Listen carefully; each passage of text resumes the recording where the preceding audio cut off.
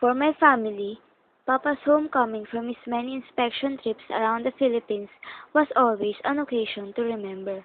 But there was one homecoming from a trip to the south that turned out to be more memorable than any of the others.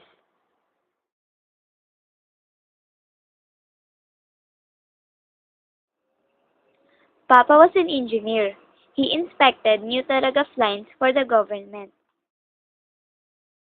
He had written from Lopez Tayabas. I have just met a marvelous mat weaver, a real artist, and I shall have a surprise for you. I asked her to weave a sleeping mat for every one of the family. I can hardly wait to show them to you. After a few days, Papa wrote again. I am taking a cab express tomorrow.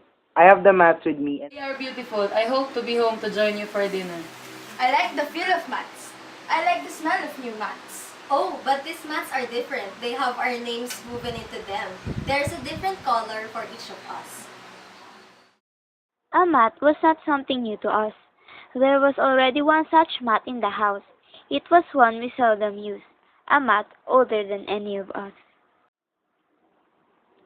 This mat had been given to Mama by her mother when Mama and Papa were married. It had been with them ever since. It was used on their wedding night and afterwards only on special occasions. It was a very beautiful mat. It had green borders and gigantic red roses woven onto it. In the middle it said, Emilia y Jaime Recuerdo. Mama always kept that mat in her trunk.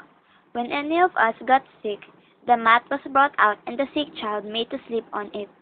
Every one of us had at some time in our lives slept on it. There had been sickness in our family, and there had been deaths.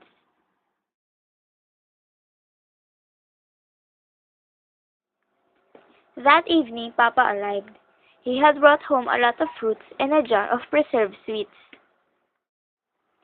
Dinner seemed to last forever. Although we tried not to show it, we could hardly wait to see the mats. These are the mats, my lady. This is for you.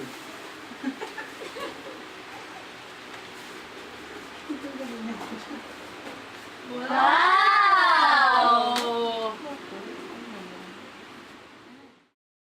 It was a beautiful mat.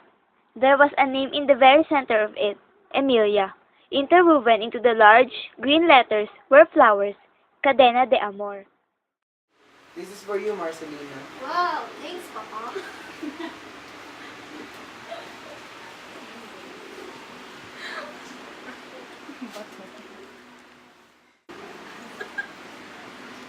Josefina, this is for you.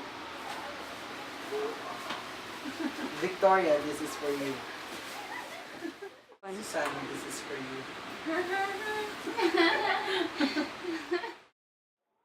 At last, everyone was shown their mats. The air was filled with excited talk. You are not to use the mats till you go to the university. But Jaime, there are some more mats left in the bundle. Yes, there are 3 more mats left to unfold. They are for the others who are not here. I said I would bring home a sleeping mat for everyone in the family. So I did. For what? For what? For what? You think I could forget them? Huh? You think I can forget them?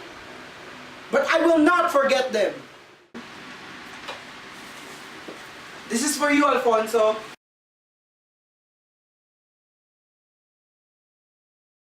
This is for you, Antonio.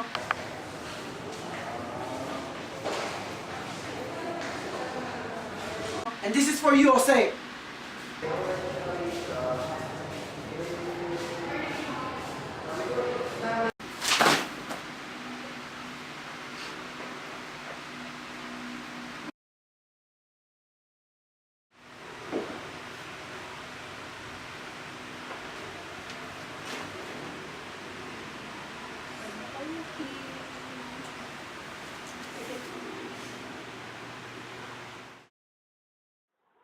Then I understood.